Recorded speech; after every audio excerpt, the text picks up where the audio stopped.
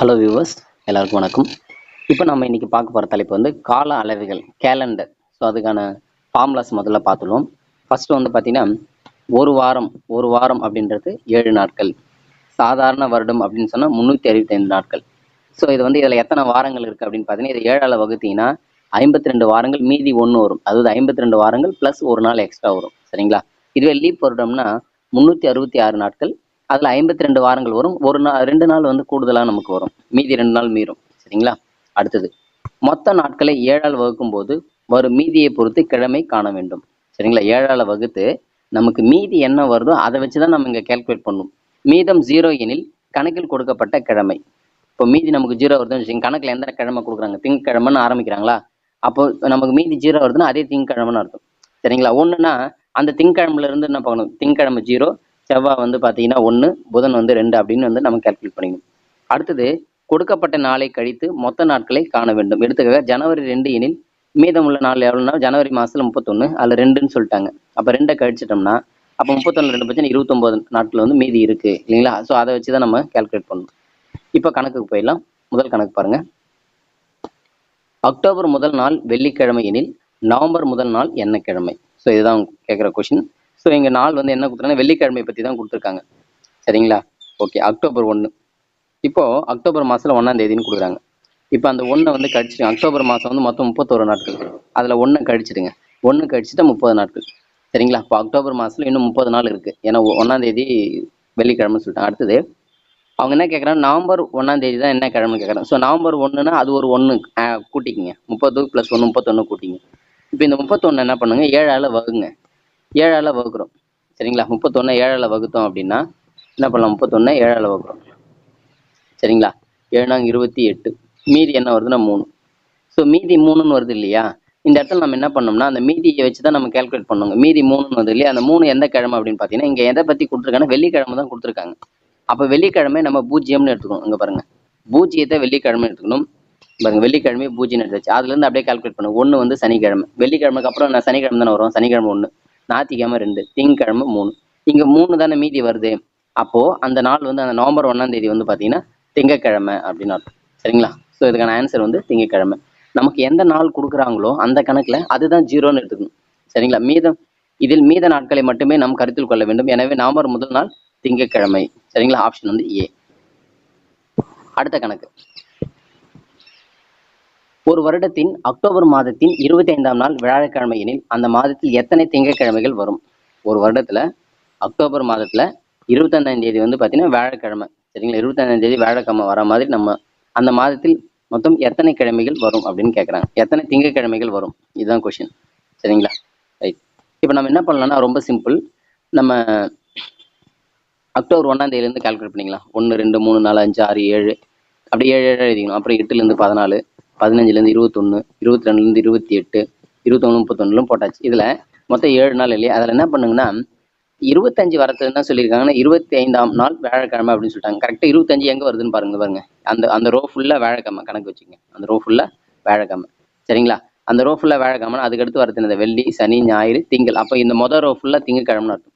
அப்போ மொத்தம் எத்தனை திங்கக்கிழமை வந்திருக்குன்னு பாருங்களேன். 5 திங்கக்கிழமை வந்திருக்கா? ஸோ 5 திங்கக்கிழமை வரும். சரிங்களா? இப்படி தான் கால்குலேட் பண்ணும். இது 1 மந்த் தானே, ஈஸியாக எழுதிக்கலாம். நம்ம 1லேருந்து அப்படியே எழுதிக்கலாம். 1லேருந்து அப்படியே எழுதிட்டே வரலாம். அவங்க சொன்னதுன்னா 25ஆம் தேதி வியாழக்கிழமை. அப்போ அந்த டேட்டில் எங்கே 25ன்னு வருதுன்னு பார்த்து அதுக்கு நேராக இருக்கிற கிழமைகள் எல்லாமே வியாழக்கிழமை அப்படின்னு எடுத்துக்கிறோம். சரிங்களா? இது ஒரு மெத்தட். இன்னொரு மெத்தட்லையும் போடலாம். இப்போ மற்றொரு முறைன்னு கொடுத்துறோம். 25ஆம் தேதி வியாழக்கிழமை. சரிங்களா? எனில் அப்படி 29ஆம் தேதி திங்கக்கிழமை இல்லைங்களா? 25 வந்து வியாழனா, 26 27 28 29 வந்து திங்கக்கிழமை. அதுலேருந்து அப்படியே 7 7 குறைச்சிடுவாங்க. இந்த 29லேருந்து 7 7 குறைச்சிடுவாங்க. அப்போ 29ல் 7 போச்சுன்னா 22 அன்னைக்கு திங்கக்கிழமை. 22ல் 7 போச்சுன்னா 15 அன்னைக்கு திங்கக்கிழமை. 15ல் 7 போச்சுன்னா 8 அன்னைக்கு திங்கக்கிழமை. 8ல் 7 போச்சுன்னா 1 அன்னைக்கு திங்கக்கிழமை. அப்போ மொத்தம் எத்தனை திங்கக்கிழமை வருதுன்னா 5 திங்கக்கிழமைகள் இருக்கும். ஸோ இப்படியும் நம்ம கேல்குலேட் பண்ணலாம். ஹலோ வியூவர்ஸ், கேலண்டர் கால அளவைகள் கணக்கில் நம்ம 3வது கணக்கு பார்க்கலாம் பாருங்க. ஜூலை 2014 ஜூலை 11 வந்து வெள்ளிக்கிழமை. அதே ஆண்டு நவம்பர் 14ஆம் தேதி என்ன கிழமை அப்படின்னு கேட்குறாங்க. சரிங்களா? அப்போ ஜூலை வந்து 11ஆம் தேதி வெள்ளிக்கிழமை. அப்போ இங்கே வந்து எந்த நாளை பற்றி கொடுத்துருக்காங்க, வெள்ளிக்கிழமை பற்றி கொடுத்துருக்காங்க. ஸோ அதை தான் நம்ம பூஜ்ஜியமாக எடுத்துக்குவோம். சரிங்களா? சரி.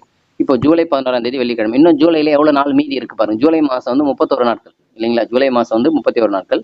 அந்த 31ல் 11 கழிச்சிட்டுனா 20 நாட்கள் இருக்கு. இன்னும் ஜூலை மாசத்துல 20 நாட்கள் இருக்கு. சரிங்களா? இப்போ ஜூலைல 20 நாட்கள் இருக்கு. அடுத்தது என்ன?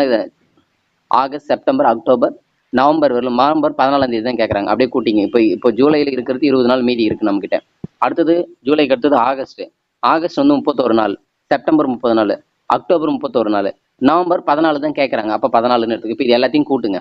எல்லாத்தையும் கூட்டினா 20, 31, 51, 81, 82, 112, 126 வருது. இந்த 126 7ஆல் வகுங்க. 7ஆல் வகுத்தீங்கன்னா 18 வாரங்கள் வரும். சரிங்களா? 18 + 0 கரெக்டாக 7ஆல் வகுத்துடுது. 0 நாட்கள். ஸோ எனவே கொடுக்கப்பட்டுள்ள வினாவில் ஜூலை 11 வெள்ளிக்கிழமை அப்படின்னா இது மீதி நாட்களை மட்டும் கருத்தில் கொள்ள வேண்டும். ஸோ மீதி நாள்னா 0. 0ன்னு சொன்னாலே வெள்ளிக்கிழமை. நமக்கு எந்த கிழமை கொஷனில் கொடுக்குறாங்களோ அதுதான் 0. அப்போ 0 வந்து வெள்ளிக்கிழமை. சப்போஸ் 1ன்னு வந்ததுன்னா சனிக்கிழமைன்னு சொல்லிக்கலாம். 2ன்னு வந்திருந்தா ஞாயிற்றுக்கிழமை. ஸோ அதுலேருந்து நம்ம கால்குலேட் பண்ணிக்கணும். ஸோ 0 மீதி வந்து 0 என்பதால் நவம்பர் 14ஆம் தேதி வெள்ளிக்கிழமை. அடுத்த கணக்கு 2014 மே 12ஆம் தேதி திங்கட்கிழமை. அதே ஆண்டு ஜூலை 15ஆம் தேதி என்ன கிழமை என காண்க. சரிங்களா? முதல்ல வந்து மே 12ஆம் தேதி. மே வந்து பார்த்தீங்கன்னா 31 நாட்கள். அதில் இந்த 12 கழிச்சிடுங்க. சரிங்களா? அதே மாதிரி திங்கட்கிழமை பற்றி தான் கொடுத்துருக்காங்க. அதுதான் நமக்கு 0. சரி, 31ல் 12 கழிச்சு என்ன வரும்? 19. இப்போ மே மாதத்தில் இன்னும் 19 நாட்கள் இருக்குது. சரிங்களா? ரைட்டு. அடுத்து மே அடுத்து என்ன வரும்? ஜூன். ஜூன் வந்து பார்த்தீங்கன்னா எத்தனை நாட்கள் அப்படின்னு பார்த்தீங்கன்னா பாருங்க, ஜூன் வந்து 30 நாட்கள். மே 19 நாட்கள் இருக்குது. ஜூன் 30. ஜூலையில் அவங்க 17ஆம் தேதி தான் என்ன கிழமைன்னு கேட்குறாங்க. ஸோ ஜூலை 15 மட்டும் எடுத்துக்கிட்டா போதும். சரிங்களா? ஜூலை 15 எல்லாத்தையும் கூட்டுங்க. கூட்டிங்கன்னா மொத்தம் 64 வருது. 64 7ஆல் வகுக்கலாம். 9 7 63. மீதி ஒரு நாள் வருது. அப்போ மீதி ஒரு நாளில் இங்கே திங்கட்கிழமை பற்றி தான் கொடுத்துருக்காங்க இல்லையா? அப்போ திங்கட்கிழமையே 0ன்னு எடுத்துருவோம். திங்கட்கிழமைக்கு அடுத்தது என்ன வரும்? செவ்வாய்க்கிழமை. அதான் 1. புதன்கிழமை வந்து 2. அந்த மாதிரி எடுத்துகிட்டே போகணும். இதில் இங்கே ஒரு நாள் தானே மீதி வருது. அப்போ 1ன்னு வரது எதுனா செவ்வாய்க்கிழமை குறிக்குது. சரிங்களா? அந்தந்த கணக்குக்கு ஏற்ற மாதிரி இந்த நாட்கள் வந்து மாறும். அந்த கணக்கில் எதை பற்றி கொடுக்குறாங்களோ அதுதான் 0ன்னு எடுக்கணும். ஸோ இங்கே 1 வரதுனால 1 வந்து செவ்வாய்க்கிழமை. சரிங்களா? ஸோ ஆன்சர் வந்து செவ்வாய்க்கிழமை, பி ஆப்ஷன்.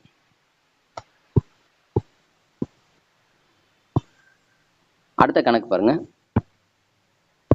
5வது கணக்கு பாருங்க. 2014 ஆகஸ்ட் 6ஆம் தேதி புதன்கிழமை எனில் அதே ஆண்டு ஜூன் 10ஆம் தேதி என்ன கிழமை என காண்க. சரிங்களா? இப்போ நாள் வந்து என்ன இருக்குன்னா புதன்கிழமையை பற்றி கொடுத்துருக்காங்க. ஸோ புதன்கிழமை தான் இங்கே 0. 0ன்றது புதன்கிழமை. அப்போ 1ன்றது வியாழக்கிழமை. ஸோ இந்த மாதிரி. சரிங்களா? ஓகே. சரி, இப்போ என்ன கொடுத்துருக்காங்கன்னா 2014 ஆகஸ்ட் 6ஆம் தேதி. சரிங்களா? ஆகஸ்ட்லேருந்து என்ன பண்ணணும் நம்ம? அதே ஆண்டு ஜூன் 10ஆம் தேதி என்ன கிழமை அப்படின்னு சொல்லிட்டு கேட்குறாங்க. இப்போ நம்ம வந்து பார்த்தீங்கன்னா பாருங்க, இப்போ 2014 ஆகஸ்ட் மாதத்துல ஜூன் மாதத்திற்கு செல்வதால் ஆகஸ்ட் வந்து பார்த்தீங்கன்னா 6ஆம் தேதி. சரிங்களா? 6ஆம் தேதி அப்படியே எடுத்துக்கணும். ஏன்னா இதுக்கு முன்னாடி என்ன பண்ணணும்னா அதாவது ஆகஸ்ட் 6ஆம் தேதி தான்.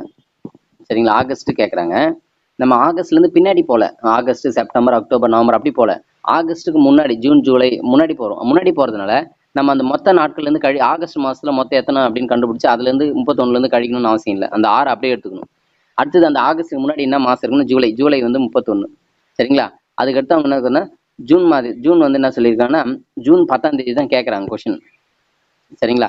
இங்கே ஜூன் 10ஆம் தேதி 10ன்னு கூட்டிங்கன்னா தப்பு. ஏன்னா நம்ம வந்து பின்னாடி இருந்து போகிறதுனால அந்த ஜூன் 30லேருந்து போகணும். ஜூன் மாதம் 30லேருந்து 10ஆம் தேதிக்கு போனால் 20 நாள் வரும். சரிங்களா? 30ஆம்லேருந்து 30, 29, 28 அப்படி போனீங்கன்னா அப்புறம் 20 வரும். 20லேருந்து அப்படியே 15 அப்படியே என்ன வரும்? 10ன்னு போகும். அப்படின்னா 20 நாட்கள் அர்த்தம். ஸோ நம்ம ஃபார்வேர்டில் அடுத்தடுத்த மாதங்கள் அப்படின்னும் போது கூட்டுவோம். இங்கே வந்து பார்த்தீங்கன்னா அந்த 30ல் அந்த 10 நாள் போச்சுன்னா மீதி இருக்குது 20 நாள். 20 + இது 31 + 6 மொத்தம் 57. 57 வந்து நம்ம 7ஆல் வகுத்தோம்னா 8 வாரங்கள் 1 நாட்கள். ஸோ 1 நாட்கள் அப்படின்னும் போது இங்கே வந்து என்ன பண்ணியிருக்காங்கன்னா எந்த நாளை பற்றி புதன்கிழமை தான் கொடுத்துருங்க. அதான் 0. அப்போ 1 வந்து செவ்வாய்க்கிழமை. ஸோ ஒரு நாள் தானே மீதி வந்திருக்கு. ஸோ அப்போ அதுக்கு ஆன்சர் வந்து செவ்வாய்க்கிழமை. அப்போ மீதி ஒரு நாள் என்பதால் ஜூன் 10ஆம் தேதி செவ்வாய்க்கிழமை. குறிப்பு கணக்கின்படி கிழமை பின்னோக்கி காணவும். ஸோ கணக்குப்படி இது நம்ம வந்து பின்னாடி போகிறதுனால அதுக்கேற்ற மாதிரி கால்குலேட் பண்ணிக்கணும்.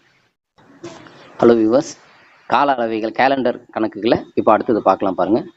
2014 ஆகஸ்ட் 20ஆம் தேதி புதன்கிழமை எனில் அதே ஆண்டு ஏப்ரல் 13ஆம் தேதி என்ன கிழமை என காண்க. நல்லா கவனியுமா. இப்போ வந்து ஆகஸ்ட் 25ஆம் தேதி புதன்கிழமை. ஸோ நம்ம கொடுத்துக்கிறது புதன்கிழமை. ஸோ அதுதான் 0. புதன்கிழமை 0 எடுத்துடும்.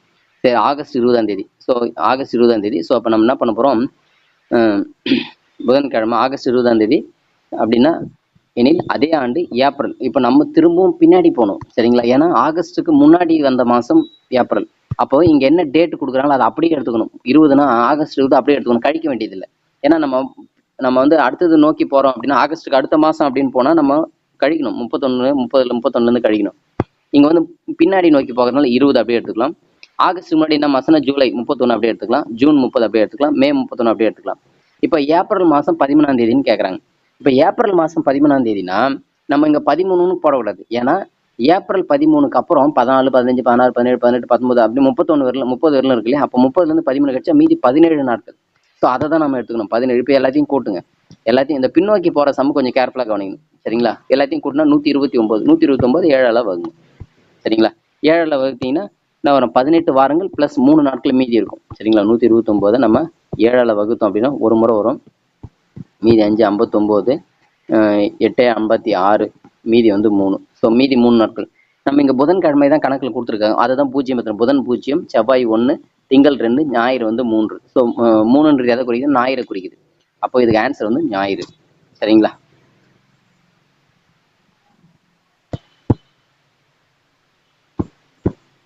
அடுத்த கணக்கு